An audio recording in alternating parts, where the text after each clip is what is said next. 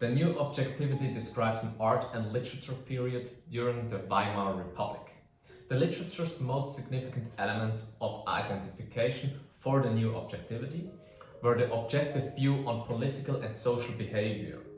It contradicted expressionism and tried to describe situations solely based on a viewer's perspective. It roughly began after the First World War, which was in 1918, and ended around 1933. Literature used a rather easy language, and the usage of emotional expressions has been suppressed to the bare minimum in order to enhance the objective point of view. A great example of the literature during the new objectivity was the poem from Masha Kaleko called Großstadtliebe, which directly translates to Big City Love. The first verse goes like this. Man lernt sich irgendwo ganz flüchtig kennen und gibt sich irgendwann ein Rendezvous. Ein Irgendwas, es ist nicht genau zu nennen, verführt dazu, sich gar nicht mehr zu trennen. Beim zweiten Himbeereis sagt man sich du. The painting style was like the literature, focused on depicting reality from the point of view of an outsider, without the influenced perception by the painter himself. It focused on social and political topics or things that aren't very glamorous or beautiful to look at. Also, scenes from the First World War have been picked up and depicted in a naturalistic way, since many artists served in the First World War at the front lines. One of those artists was Otto Dix. Today we'll show you around an art museum located in Dresden with a focus on Otto Dix artworks.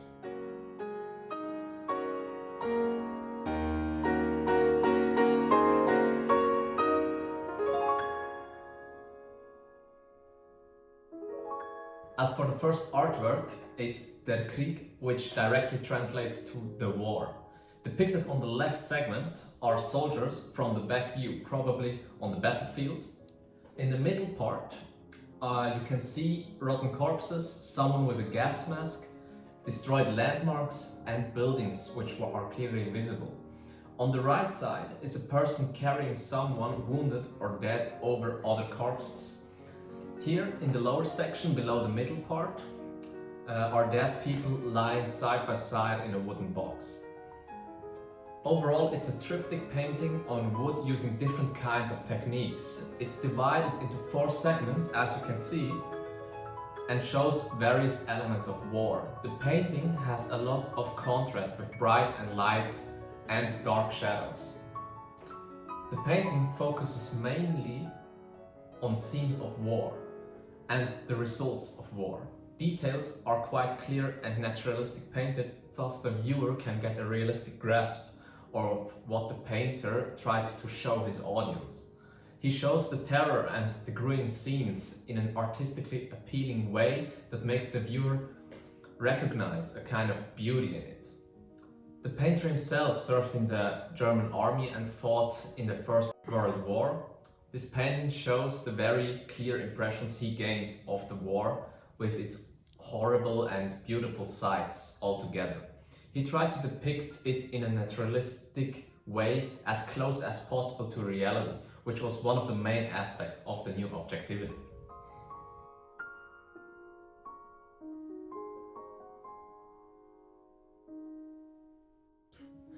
This painting features 4 people standing close by each other.